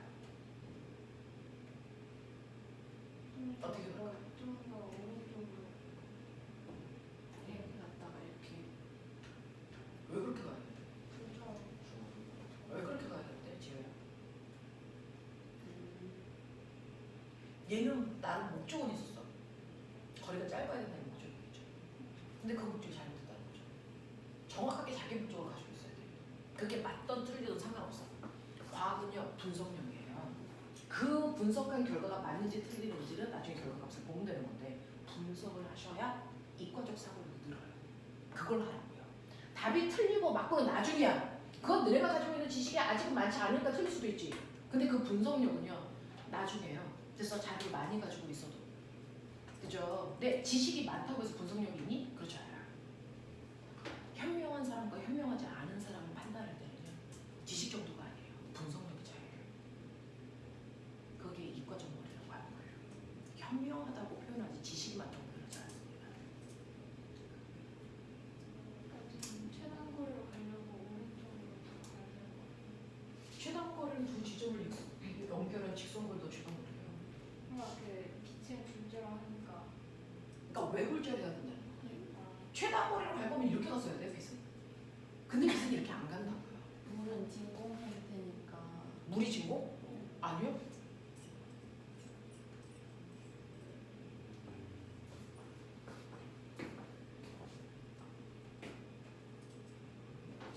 빗을 생각하지 말고 아빠의 마음을 생각해 보세요. 그래서 아빠의 마음으로 얘기한 거잖아요. 빨리 구하고 싶죠. 빨리 구하고 싶죠. 육지로 빨리 어떻게 하면 빨리 구합니까? 육지로 빨리. 빨리 이동할 수 있고 물속으로 헤엄치는 게 어려워요. 뛰어가 육지에서 뛰어가서 들고 갔죠. 아빠는 우리 아들을 빨리 구하고 싶어요. 오른쪽으로 가다가 바로 수직으로 아래로 내려가면 되죠. 그럼 빨리라는 건 뭡니까? 거리가 아니고 시간입니다. 내가 얘한테 가는 시간을 단축해야 돼요. 육지가 더 빨리 움직일 수 있고 뭐 사람이다 보니까 자기가 빨리 움직일 수 있는 공간이 어디예요? 육지입니다. 우리가 박태환 아니잖아요. 그죠? 육지입니다. 육지에서 뛰는 속도하고 바다에서 헤엄치는 속도는 다릅니다. 그걸 기억하셔야죠. 됐어? 인정하셔야죠. 그러면 어떻게 합니까? 내가 빨리 갈 수 있는 공간을 많이 가고 느린 공간을 최대한 가야 되는 거 아니야? 최소한으로 가야 되는 거 아니야? 그럼 이 경우밖에 안 나와요. 나는 수영을 못하는데 이렇게 가겠다? 애새끼를 뒤지게 해야 되겠다는 얘기죠. 말도 안 되는 짓이에요. 납득해봐. 내가 느리게 가는 곳을 길게 가? 애를 안 구하겠다는 얘기예요. 내가 빨리 갈 수 있는 곳을 많이 가고요. 느린 곳을 최대한 조금 가야죠. 그러면 꺾이는 방향을 자명합니다. 이렇게 가야죠. 이렇게 꺾이면 큰일 난다는 얘기예요. 이걸 파동은 가지고 있는 거예요. 파동이 어떤 두 지점을 가려고 할 때 목적성은 뭐냐면 최소 시간입니다. 최소 시간이야. 알겠어? 최단거리가 아니라고요. 무슨 말인지 알겠니? 최소 시간과 최단거리는 다른 말이라고요. 그 얘기예요. 그 얘기예요. 그래서 이걸 최단의 원리라고 합니다. 그래서 최단의 원리라고 합니다. 파동은 최소 시간으로 도착하고자 해서 경로가 결정된다는 얘기입니다. 이게 영재고 과거하고 자소수 주제입니다. 꺾이는 방향. 이유가 뭐냐고. 정말 증명합니다. 수학적으로. 이런 것들이야. 빨대가 꺾였네? 아 신기해. 이건 유딩아이들이랑 한 짓이죠. 속력이 달라서 꺾이나 봐. 그건 중딩 정도 배운 아이들이죠. 근데 그 다음에 생각은 뭡니까? 꺾이는 방향은 왜 그래야 돼? 목적이 뭐야? 이거죠. 이게 심화과정이라는 얘기야. 똑같은 걸 배워도 그걸 어디까지 분석해내냐? 그 머리를 키워보자는 얘기야. 그 머리는 인생을 사는 데 엄청 중요합니다. 여러분들이 과거를 가던 영재고를 가던 전교 1등을 하던 그것보다 더 중요한 건 인생을 살아가기 위해서 여러분들이 앞으로 너무나도 많은 정보들이 쏟아져 나오죠. 인터넷만 봐요. 똑같은 거 검색해요. 그것과 관련된 거 엄청 많죠. 근데 그 중에 진실도 있고 거짓말도 있고 여러분들한테 필요한 정보도 있고 아닌 정보도 있는데 그걸 분석해야죠. 나에 맞게. 분석력을 키우시는 겁니다. 정확한 이유로 보세요. 남들이 하는 말 듣지 말고.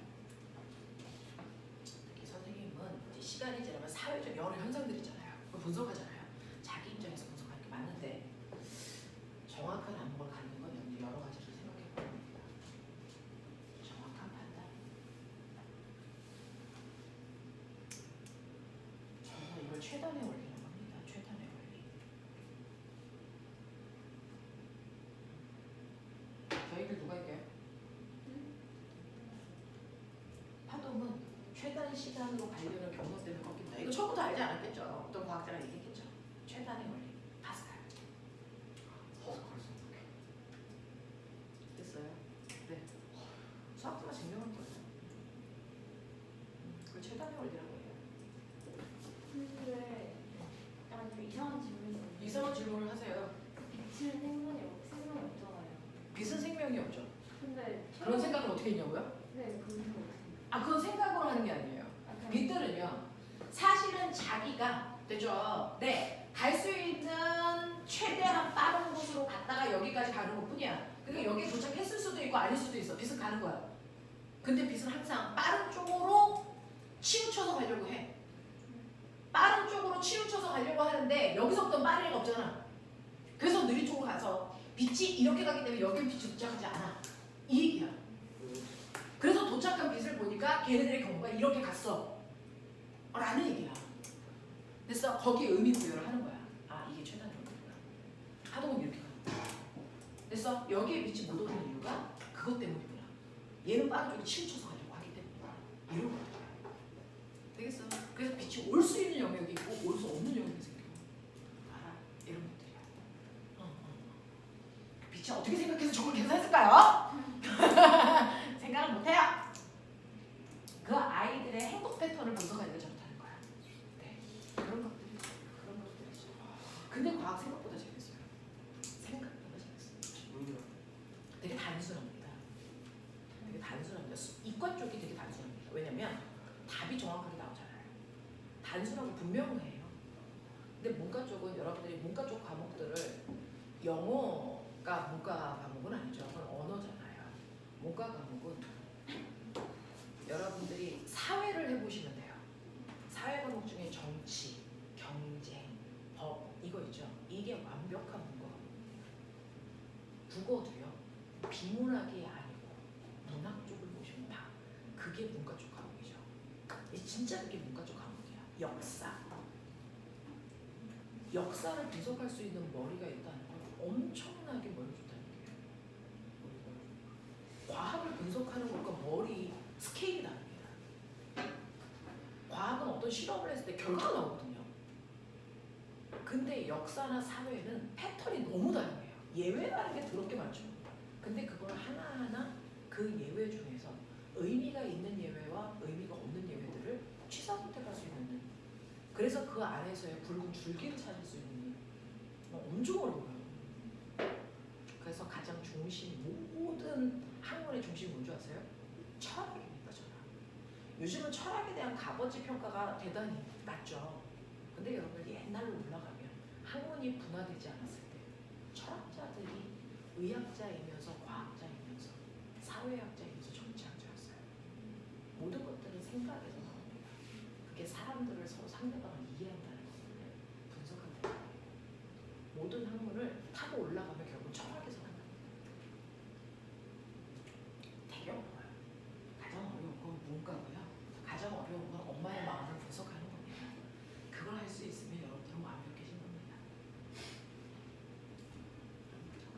쉽지 않아. 얘네들은 그냥 가고 있는 걸 계속 보고 있으면 저 새끼들 저런 패턴이 있나 봐. 뭐 이런 거지인데, 그죠? 근데 그 패턴을 조금 여러분들이 알아듣기 편하게 그냥 예를 들어서 설명하는 거예요. 이렇게 가요. 그래서 꺾이는 방향이 장명하다. 이렇게 갈 수는 없다. 라는 겁니다. 그죠? 자, 그래서 이것들은 그냥 단순한 생각조차도 하지 못하는 어떤 현상들의 아이디어야. 패턴이야. 그러니까 얘네들은 생각이 없기 때문에 패턴이 정해져 있죠. 생각을 한다면 개성이 생기겠죠. 그럼 패턴이라는 게 존재할 수 없어요. 무슨 말인지 알겠죠? 네. 이런 것들이에요.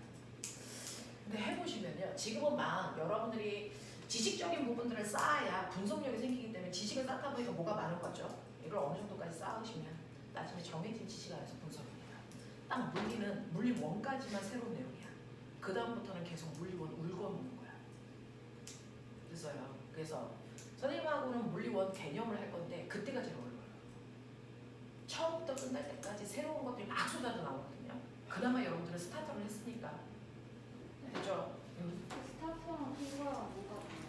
아, 스타터하고 통과는요. 스타터하고 통과는 전혀 다른 거예요. 스타터는요. 물리 1, 화학 1을 배우기 위해서 그래서 필요한 정보들만 주는 거잖아요. 통과는 물리 1, 화학 1을 완벽하게 이해하고 있어야 풀 수 있는 문제들이에요. 그게 수능이잖아요. 통과가 수능이잖아요. 그래서 어떤 어머님들이 그러자고 물어보셨어요. 물리 1을 먼저 할까요? 통과를 먼저 할까요? 당연히 물리 1을 먼저 해야 돼요. 그래야 통과 문제의 수능 버전을 풀 수 있어요. 그렇게 다른 거예요. 근데 중학교 3학년 막바지인 아이들은 물리 1, 화학 1을 할 시간이 없으니까 그냥 막바로 그냥 통과를 배워. 그럼 시간이 짧아서 그래요. 어쩔 수 없어. 그렇게 하라고 합니다. 네. 자, 선생님이 뭐냐? 그래서 이 파동 파트를 할 때는 그냥 이 정석대로 가는 것보다 여러분들이 쭉 알고 있어야 되는 걸 먼저 보여드리려고 이렇게 쭉 가고 있어요. 이거는 어느 반에서나 다 똑같이 합니다. 자, 그래서 진공에서의 빛의 속도만 광속이라고 하고 기체, 고체에서의 빛의 속도는 이미 광속보다 훨씬 느려진다. 그래서 그리고 속도가 다르기 때문에 빛을 굴절해야 된다. 굴절 방향은 그래서 최단 시간으로 도착하기 위한 방향을 결정한다. 그래서 이런 식으로 여러분들이 좀 기억을 해두시면 좋을 것 같습니다. 자, 그 다음에 너네 알아? 중학교 1학년 때 파동이 전달되는 속력을 그려본 유일한 게 뭐냐면 물결이야. 파동. 너네요 이렇게 물이 있죠. 파도가 치겠죠. 근데 똑같은 파동인데 갑자기 파도의 속력이 빨라질 수도 있고 느려질 수도 있어요. 뭐에 따라서? 뭐에 따라서일까요?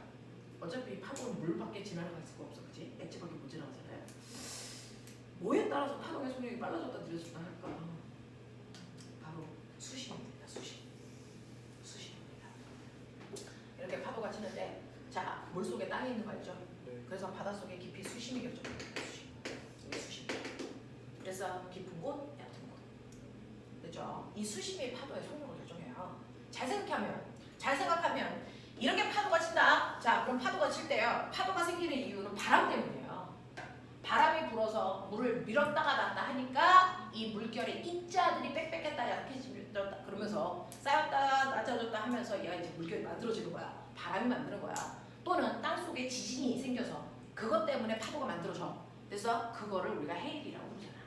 되겠니? 자, 이렇게 해서 물결이 만들어지는 건데 그러면 이 파도가 생기면요. 얘는 이 표면에 있는 부분만 파도가 생길까? 얘가 이렇게 꼴렁하면서 이 입자가 그 밑에 있는 입자와 서로 입자들끼리 땡기려면 뭐가 생기냐면 물방울들끼리는 응집력이 생겨요. 응집력이라는 게 있어요. 물방울들끼리는 서로 모이려고 합니다. 그래서 여기 작은 물방울을 떨어뜨려놓고 가만히 있으면 걔네들이 모여서 큰 물방울이 됩니다. 이런 씨! 너네 이렇게 물방울 떨어뜨려놓고 가만히 놔두면 물방울들끼리 모이는 거 본 적 없어요? 없어요. 와! 진짜 해보시죠. 해봐. 집에 해보시죠. 됐어. 집에 가서요 이렇게 비닐 같은 거 됐죠? 내 깔아놓고 왜냐면 마찰이 없을 때 응집력이 더 세게 나타나니까 잘 보여요.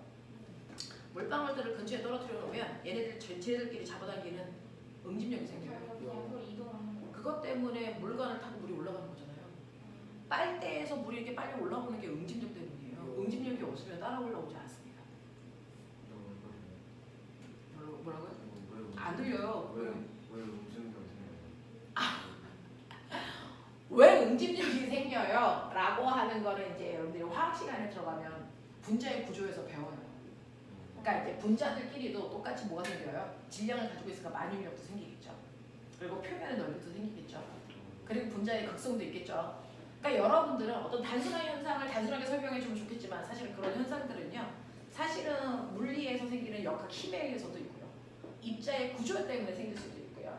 그래서 그 응집력이라는 건 분자들이 가지고 있는 구조가 있어요. 분자는 극성 분자도 있고 무극성 분자도 있고 뭐 이제 그냥 그래 있어. 그래서 입자들끼리 달라붙으려는 힘이 강한 애들이 응집력이 큰 애들인데 물은 강합니다. 그래서 기름은 약합니다. 그래요. 기름은 안 보일 수도 있겠네요. 기름은 응집력이 상대적으로 약해요. 됐어요. 네, 그런 거예요. 근데 너네 아세요? 질량을 가지고 있는 입자들은 상대적으로 일반적으로 당깁니다.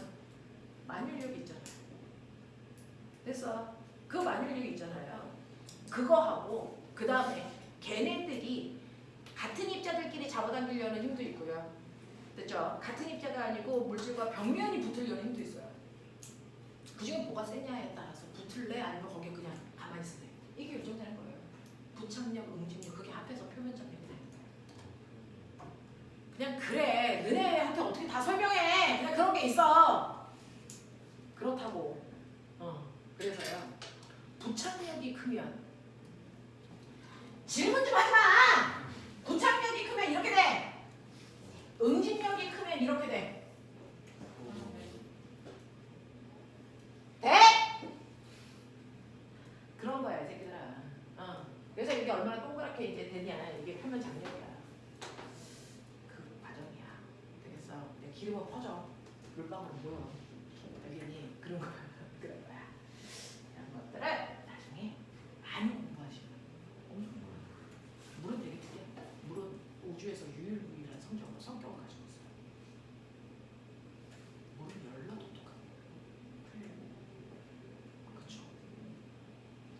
물의 생명체는 반드시 물을 수반합니다. 물이 없는 곳은 생명체가 살 수 없어요. 공기가 없는 곳은 이상합니다. 물이 없는 곳은 살 수 없어요. 지구에서 최초의 생명체가 어디서 나타나게요? 물 속에 나타났어요.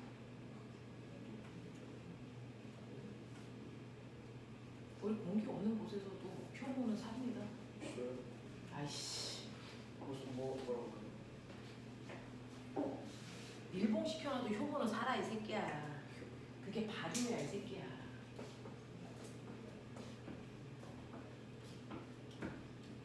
그렇다고요. 자, 그래서 물론 응집력이 있어. 붙으려고 그래. 그래서 네 혼자서 안 달리려고 그래. 붙으려고 그래. 그러니까 여기 있는 물방울이요. 자 앞으로 갈 때 그 자기랑 붙어있던 밑에 있는 애도 같이 끌고 가려고 그래서 파도가요 겉에만 치는 게 아니고요. 제 속에 있는 아이들 물방울 끌고 와서 속 붙입니다. 됐죠? 그러니까 파도가 이렇게 속도 전달돼요. 미친다고요. 그래서 얘가 이렇게 막 가려고 그러는데 바닥에 닿아요. 마찰이 커지죠? 잘 갈 수 있어 없어? 없어. 그래서 느려질 거야. 그러니까 뭔가를 알게 되면 착용해. 그럴 수밖에 없어. 그래서 수심이 얕을수록 빨리 땅에 닿으니까 속도가 느려져. 됐어? 얘는 그 다음에 속도가 빨라. 이거예요. 그래서 파도의 속력을 가지고 수심을 잴 수 있어요. 속력 변화를 또 여기는 깊은 곳이네, 얕은 곳이네 알 수 있겠죠. 됐죠? 자, 그랬을 때 파도가 이렇게 쳤을 때요. 마루와 마루, 옆에 있는 마루들끼리 쭉 연결해요. 마루끼리 쭉 연결해요. 마루끼리 쭉 연결. 이렇게 나요. 같은 위상끼리 쭉 선을 연결한 게 파동의 얼굴이다. 그리고 파면입니다. 파면. 여기 표현해요. 파면과 파면 사이의 최단거리 이게 뭘까요? 바닥입니다. 한 바닥. 마루에서 마루까지 거리잖아요. 됐어. 네, 이게 바닥입니다. 그랬을 때 보시면 파장이기가 길고 파장이기가 짧죠? 됐어요? 네. V는 뭡니까? F, 암단. 됐어. 속력이 변한다는 얘기는 V값이 변한다는 얘기죠. V값이 10이었다가 4 됐어. 속력이 느려졌네? 그러지 않았습니까? 그러면 속력이 변했다는 건 이 곱한 값이 변했다는 거죠. 그럼 이 중에서 뭐가 바뀔까요? F? 남다? 둘 다? 어떤 하나의 파동이 출발해서 막 가고 있다가 속력이 빨라질 수도 있고 느려질 수도 있잖아요. 이때 변하는 건 F만 바뀔까? 남다만 바뀔까? 둘 다 바뀔까? 남다만 바뀌어요. 여러분들이 아무리 나이를 먹어도 너네 몸에서 변하는 게 있고 변하지 않는 게 있습니다. 태어나서 죽을 때까지 절대 변하지 않는 게 뭘까요? 지문, DNA 이런 것들은 안 바뀝니다. 절대 안 바뀝니다. 없어질 수 있어. 네, 이거 손을 많이 써가지고요. 그래서 네 육체 노동 많이 하시는 분들은 지문이 없어지죠. 근데 나중에 육체 노동 안 하면 원래 지문이 그대로 나타납니다. 이렇게 잘라버리면 없어지죠. 근데 그건 없어지는 거지 변하는 게 아니에요. 네가 없앤 거죠. 그 요새를 칼로 그으면 지금 그건 상처가 생긴 거죠. 지문이 바뀌는 게 아니라고요. 네, 좀 크리스퍼 가위로 바꿀 수 있죠. 실제로요. 일란성 쌍둥이는 지문하고 DNA가 똑같아요. 아예 유전자가 똑같기 때문에. 근데 지문도 같아요. 진짜요? 네, 그래서 지문 감식으로는 일란성 쌍둥이를 구분할 수 없어요. DNA로도 할 수 없어요. 일란성 쌍둥이는 그냥 한 사람이야. 근데 세포 분열하는 과정에서 두 사람이 된 것뿐이야. 그냥 하나의 유전자야. 유전자가 같기 때문에 나이가 먹어도요. 지문하고 DNA는 변하지 않습니다. 아무리 여러분들 성형 수술을 하더라도 DNA와 지문을 바꿀 수는 없습니다. 없을 수는 있죠. 지문은. 그죠? 하지만 변화시킬 수는 없어요. 무슨 말인지 알아? 이런 것들이죠. 그것처럼 파동이 한번 발생을 해서 막 갈 때요. 속력이 빨라지던 느려지던 반사하던 굴절하던 상관없이 진동수는 변하지 않습니다. 이건 고유한 것이야. 이건 고유한 것입니다. 이건 변하지 않아요. 네. 근데 변하는 건 뭡니까? 파장의 길이가 달라져 속력이 빨라지고 느려지는 겁니다.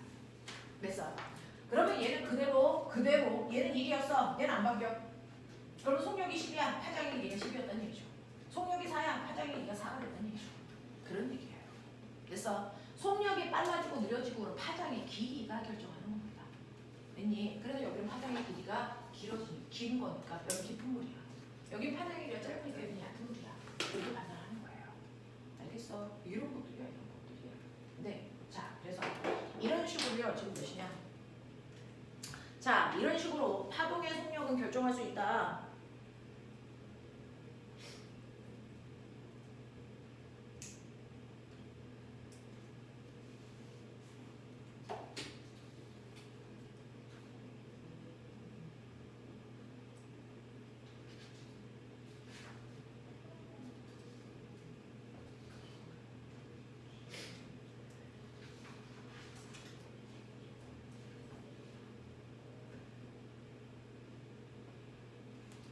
선생님들은 긴급 카톡이 올 때가 있어서요.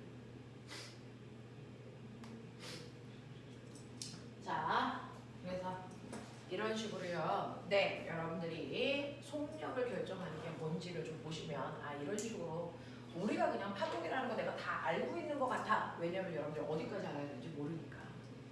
자, 근데 이런 식으로 대단히 많은 게 있고요. 현대 물리는 파동으로 설명합니다. 현대 물리는 파동이야. 현대 물리는 결국은 빛이거든. 그래서 현대 물리에 대해서 연구한다는 얘기는 파동에 대해서 깊게 분석한다는 얘기야. 자, 그래서 이런 식으로 여러분들이 파동이라는 거에 5가지 요소가 있고 걔네들에 대해서 하나하나를 다 보여드렸어요. 자, 그러면 이러한 파동이 있는데 파동은 5가지 요소로 구성되어 있고 그 중에서 속력 변화를 뭐가 결정하는지도 봤고 어떤 파동이 뭐에 의해서 속력이 달라지는지도 봤단 말이죠. 근데 그냥 오늘은 결과적인 것들만 하세요. 파동의 성질이 있어요.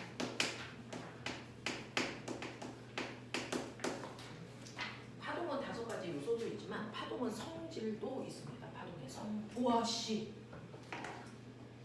어떡하냐? 나 밥 안 시켰다. 야 너네들 때문이잖아. 6시에 다 따라갔다.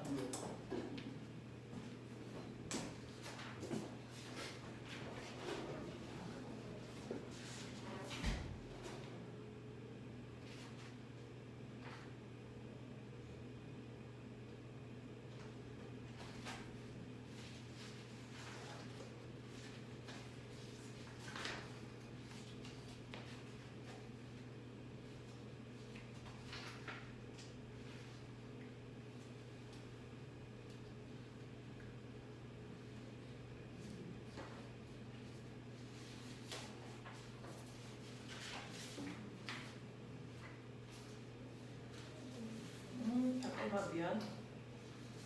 일단 밥은 먹어야 되지 않겠니?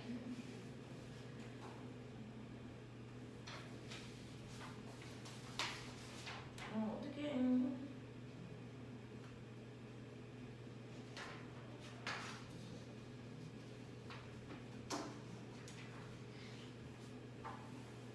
근데 오늘 배운 것만으로 여기 문제 풀 수 있어요?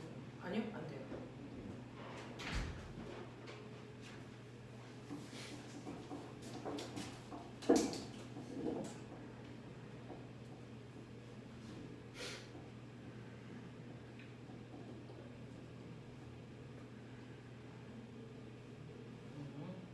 자, 일단은 시켰어. 시간 내에 먹을 수 있는지는 또 모르겠어. 자, 빛이 그쪽에서 가잖아요. 근데 최단 시간으로 가기 위해서는 그 빠른 데서 제일 많이 가야 되는 게 여기 수직으로 연결돼야 되는 거 같아요. 그러면은 이렇게 해서 얘가 이렇게 해서 이렇게 가야 되는 거 아니냐고요. 그렇죠? 네, 이렇게 해서 이렇게 가는 게 제일 짧은 시간 아니냐고요. 네, 이렇게 되면요.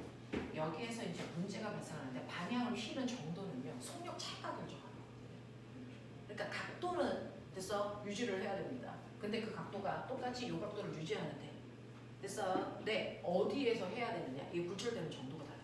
그러니까 이 속력 차이가 많이 크면 이 거의 이렇게 가까이 꺾일 수도 있어요. 됐어? 꺾이는 한도는 두 매질 사이의 속력차가 결정을 합니다. 그래서 그 꺾이는 각도를 유지하면서 갈 수 있는 최단 시간을 갖는 거죠. 알겠어? 네, 이렇게 되는 거예요.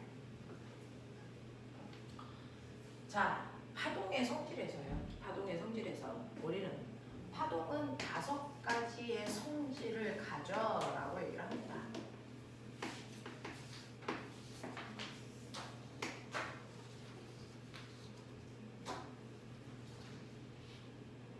파동은 5가지의 성질을 갖는 거예요. 그건 파동의 5요소고요. 이건 이제 파동의 성질을 됐어? 네. 내 몸은 뭘로 구성되어 있어? 뭐 파동의 됐어? 5요소고요. 나는 어떤 성질을 가지고 있어? 나한테 난 여성성을 가지고 있어. 뭐 이제 이런 건 또 다른 얘기죠.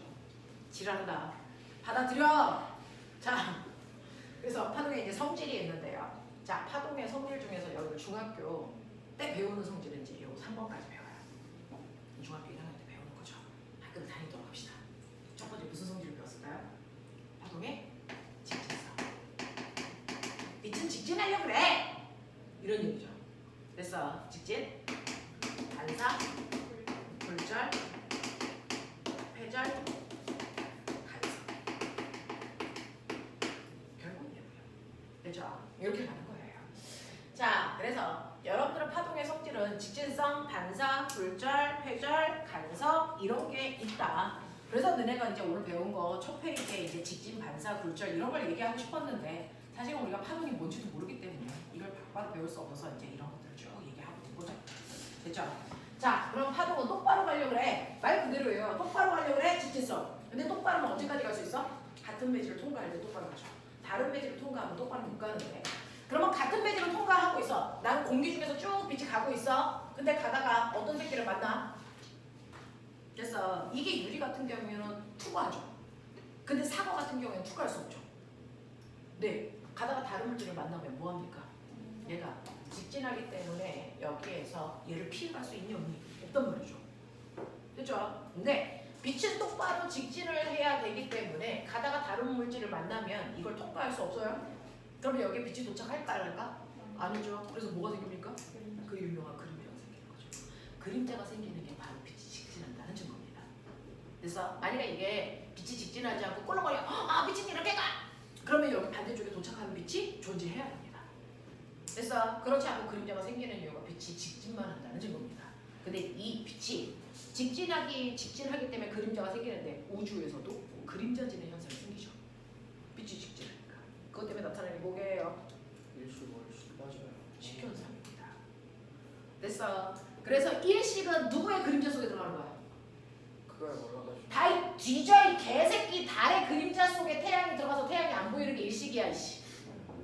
월식은 뭐야? 태양. 월식은요. 지구의 그림자 속에 달이 들어가서 달이 먹혔네. 그래서 월식이야. 됐어? 해가 먹혔네. 일시. 일식. 달이 먹혔네. 월식. 해가 누구한테 먹혔니?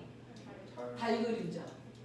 월식은요. 달이 먹혔네. 누구한테 먹힌 거니? 지구. 이 새끼야. 그걸 왜 몰라? 알았잖아요. 됐잖아. 그러니까 이렇게 빛이 직진하기 때문에요. 우리는 지구에서 그림자지는 현상들이 생기지만 천체에서는 식현상이라는 게 생긴다. 그 중에서 일식이라고 하는 현상, 월식이라고 하는 현상이 바로 빛이 직진하기 때문에 나타나는 현상이고요. 일식이 일어나기 위해서 천체 순서. 자, 천체 순서. 태양. 태, 달, 지.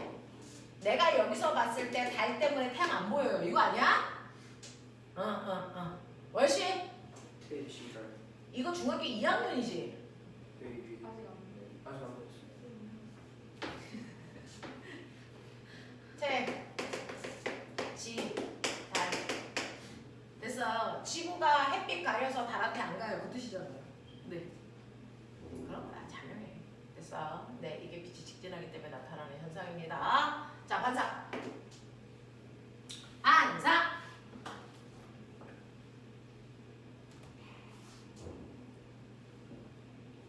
자, 반사는 뭐야? 거울에 투명. 네, 거울에 빛이 비쳤을 때요. 거울에서 빛이 뭐 돼요? 되돌아 나가는 현상. 됐어. 빛이 가다가 다른 물질을 만났을 때 우리 이렇게 표현합니다. 되돌아 나가는 현상을 반사라고 해. 이렇게 얘기하잖아요. 빛이 가다가 되돌아 나오는 현상, 다른 물질을 만났을 때. 자, 그러면 그 물질이라고 하는 거울 또는 칠판 어떤 물질을 향해서 빛이 가고 있어요? 이걸 멋진 말로 입사광선. 이걸 중학교 1학년 때 다 했어야 되는데. 네 했어요. 했어야 된다고. 선생님 너무. 학원은 몇 자, 그 다음에 튀겨나가요. 이걸 뭐라 그럽니까? 반사광선. 이렇게 얘기해야 된다. 되죠? 네, 그래서 들어오는 빛, 나가는 빛, 이 얘기야. 자, 그랬을 때요. 빛이 들어왔다 나가는 거 인정. 그랬을 때 몇 도로 들어왔다 몇 도로 나가는지 각도 재고 싶어요. 뭐 이런 얘기죠. 자, 각도를 잴 때는요. 각도계의 0도를 맞추는 기준선이 필요합니다. 그 기준선이 바로 법적으로 각도를 재는 선, 법선입니다. 그 법선은 어떻게 그릴까요? 자, 빛이 들어가고 있는 접선면과 정확하게 90도 되는 방향으로 선을 그리시면 이게 각도를 재는 법적인 선, 법선. 그래서 자, 모든 각도는 법선으로부터 잽니다. 법선으로부터 입사광선까지의 각도를 우리가 무슨 각? 입사각. 법선으로부터 반사광선까지의 각도를 무슨 각? 이걸 반사각. 이렇게 얘기합니다. 됐어. 그래서 입사각과 반사각이 생기는데요. 이때 반사가 될 때는 반사법칙이라는 게 성립됩니다. 반사법칙이 뭐게요? 방사되는 거 없이. 개새끼. 입사가 반사. 자, 반사법칙은요. 반드시 입사각과 반사각의 크기는 어때야 된다? 같아야 된다. 라는 법칙입니다. 됐어? 자, 빛이 가다가요. 거울을 만나도 칠판을 만나도 너를 만나도 상관이 없어. 모든 면에서 반사될 때 언제나 입사각과 반사각은 같다. 예외라는 건 존재하지 않는다. 이게 반사법칙이야. 이게 반사법칙이야. 이해되겠어? 자, 그럼 입사각과 반사각의 크기가 언제나 같아야 되니까 여기가 만약에 40도야. 얘는 보나마는 몇 도야? 40도야. 얘가 50도야. 얘 보나마는 몇 도야? 50도야. 이겁니다. 그래서 언제나 빛은 입사각과 반사각의 크기가 같다. 예외라는 건 존재하지 않는다. 되겠니? 네, 근데요.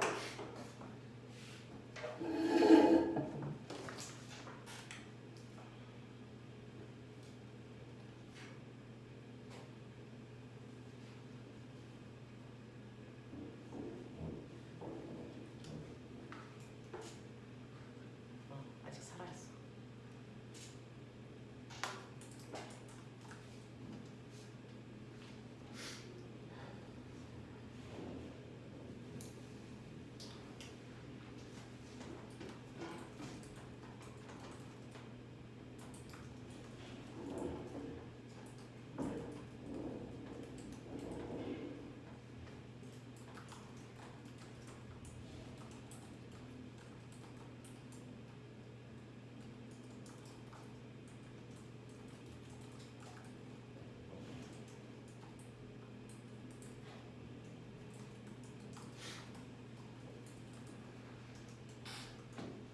자, 우리 선생님들한테 밥 늦게 시켜서 죄송하다고 보냈어. 그러면 이렇게 빛이 갔다가요. 되돌아 나온 반사법칙이 성립하는데 꼬맹아 요거만 설명을 끝내줄게. 자, 빛이 가다가요. 거울을 만날 때하고 널 만날 때 차이점이 뭘까?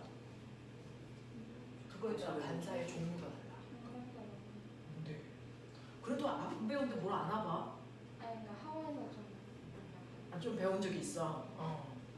자, 실제로요. 입사각과 반사각의 크기는 같은데 문제는 뭐냐면 이렇게 거울처럼 매끄러운 면에 빛이 가요. 그러면 하나의 광원장치에서 빛이 나올 때요. 빛은 나란하게 가거든요. 나란하게 빛이 이렇게 간단 말이야. 그랬을 때 빛이 거울에 닿는 순간 반사돼서 나오는데요. 이때 나란하게 가는데 면이 매끄러워. 그러면 얘네들 이 면과 수직으로 법선을 그리는데 이 각도가 다 어떨까요? 같아요. 이 각도가 다 30도면 됐어. 그 면에서 빛은 법선으로부터 반대 방향으로 30도 방향으로 요래 나가죠. 그랬을 때 빛이 나가는 방향이 모두 다 같은 방향으로 나갑니다. 됐죠? 이렇게 빛이 모두 다 정해져 있는 한 방향으로 빛이 퍼져 나가는 반사를 우리가 정확하게 반사됐네 정반사를 이룹니다. 됐어? 거울에서는 정반사가 일어난대요. 그럼 정반사가 일어나는지 안 일어나는지 어떻게 알아? 빛이 나가는 거요? 그거는요 증거가 있어요. 빛이 한 방향으로 나가는지 아닌지 이걸 볼 수 있는 사람은 없죠. 이걸 보면 병원 가셔야 돼요. 됐어? 네, 근데 이 증거가 있어요. 빛이 이렇게 한 방향으로 나갈 때 나타나는 현상 뭘까요? 비쳐요. 내 모습이 비쳐요. 주변 경관이 비쳐요. 됐어? 호수가 잔잔하면 주변에 있는 경치가 호수에도 비치죠. 그 순간에 호수는 정반사를 하고 있는 거야. 됐어? 주변의 경치가 비칩니다. 여기 정반사가 있는 거야. 근데 호수물이 더러우면 먹어도 정관사를 할 수 있잖아. 뭐 해도? 호수물이 들어오면은 아, 더럽다 깨끗하다 하고 상관없죠. 매끄러운지 아닌지죠. 네. 근데 그 주변의 경치를 비추고 있는 호수에다가 조약돌을 던지면 물결이 생기죠. 그럼 주변의 경치가 안 비쳐요. 됐어? 왜? 흔들리지 않아요? 네? 약간 흔들려서 네, 그건 바람에 의해서 이렇게 파도가 약간씩 일어나서 그러는 건데, 됐어? 표면이 매끄러운 정도가 이 정도의 수준이 되면 주변의 경치가 비춥니다. 알겠어? 자, 근데 이렇게 거치라. 됐어? 그러면 빛은 나란하게 넘쳐. 나란. 됐습니까? 근데 이 빛이요. 요 면에 들어가요. 자, 그러면 요 면 이것과 90도 되게 법선. 그러면 요 각도와 똑같은 각도로 반대 방향으로 빛이 이렇게 나가고 있다는 얘기잖아. 그죠? 자, 여기에 들어가요. 자, 그럼 이거 접선 이거죠. 그러면 이것과 90도 되게 법선을 그려보세요. 90도 되게 법선을 그리면 이렇게 그려지는 거죠. 그러면 요게 입사가, 요게 반사가, 이 빛은 이렇게 갑니다. 됐어? 자, 여기로 들어가요. 자, 접선. 그러면 이 90도 되게 법선 이렇게 됩니다. 입사각이 요 방향입니다. 반사각은 요 방향으로 이 빛은 이렇게 갑니다. 맞아요. 이렇게 표면이 울퉁불퉁하면 빛이 나가는 방향이 모두 다 같은 방향입니다. 다 지각각입니다. 됐죠? 그래서 표면이 뭐 할 때, 거칠 때는요, 빛이 모든 방향으로 반사돼서 나간다. 우리 이렇게 표현해요. 이걸 난잡한 반사, 난반사라고 합니다. 됐어? 네, 얘가 난반사하고 있어요. 그러니까 주변의 경치가 얘 몸에 비춰 안 비춰? 안 비춰요. 대신에 뭐 할 수 있습니까? 여기서 반사된 빛이 얘를 들어오기 때문에 나는 얘를 볼 수 있어. 그죠? 얘 몸에서 반사된 빛이요. 이쪽으로도 나가고 저쪽으로도 나가니까 나도 보지만 쟤도 봐요. 얘를. 모든 방향에서 봐요. 알겠습니까? 이런 얘기야. 되겠냐? 7, 8은 무슨 반사거든요? 무슨 반사? 난반사죠. 여기 네 얼굴은 안 비치잖아. 그런 얘기야. 빛은 저기 살짝 그림자는 비치지. 그건 그림자잖아 이 새끼야. 이런 병신아 그건 직진이고 이 새끼야. 낙들. 됐죠? 네 여기 봐라. 정반사. 됐죠? 근데 완벽하게 예쁘게 비치진 않잖아요. 거울처럼. 그쵸? 그러니까 정반사와 난반사가 일어나는 비율이라는 거죠. 그쵸? 그런 얘기야. 알겠어요? 이런 개새끼를 책가방싸면 되겠냐? 네! 여기까지 하겠습니다. 네요. 네! 정의실 똑같죠. 강의실이 혹시나 변하면 제가 다 일일이 카톡 드릴 겁니다. 계세요. 안녕히 가세요.